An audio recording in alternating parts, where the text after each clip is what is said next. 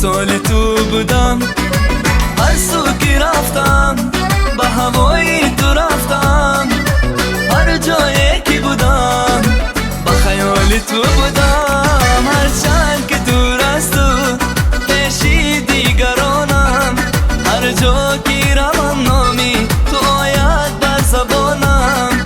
هر چند که دور از تو پیشی دیگرانم، هر جا که روم نامی تو آید بر زبانم.